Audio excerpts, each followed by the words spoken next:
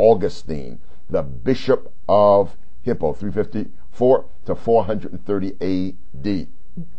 He created a powerful image about himself beyond the churches and towns in which he lived. He taught in Rome and in northern Africa. Augustine was born in Tagaste in 354 AD and died almost 76 years later in the city of Hippo on the Mediterranean coast, 60 miles away. In the years between, he lived out his career. He bridges the modern era to that of the ancient church.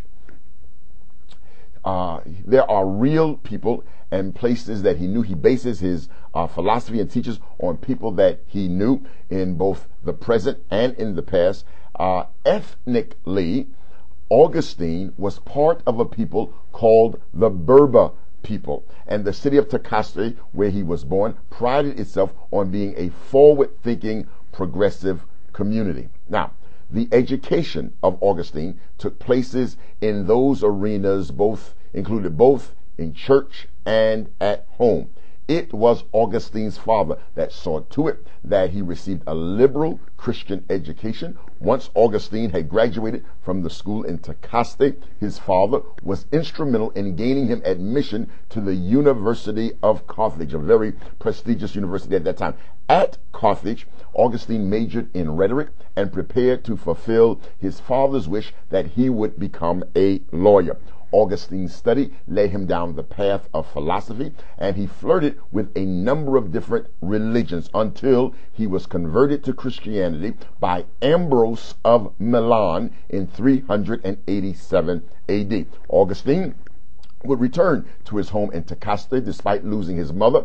On the journey back to home, he later started a school and was eventually taken to Hippo, where he was ordained a deacon, some say against his will.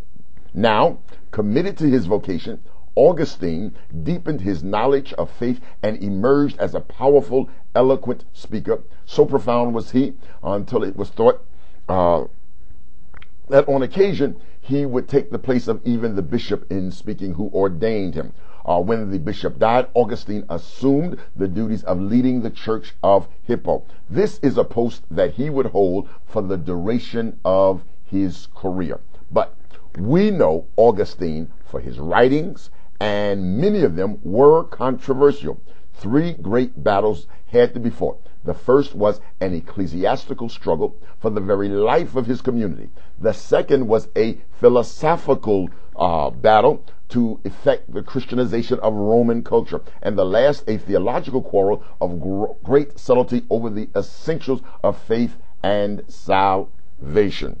Here, we will concentrate on the ecclesiastical war that Augustine fought and won in his first decade as a bishop. Now, let's talk a bit about Donatism, is the movement that Augustine opposed, named after the Bishop of Carthage some 80 years before him. In those days, the church had just recovered from the last bitter wave of persecution that was begun in the year 303 AD by the emperors Galerius and Diocletian.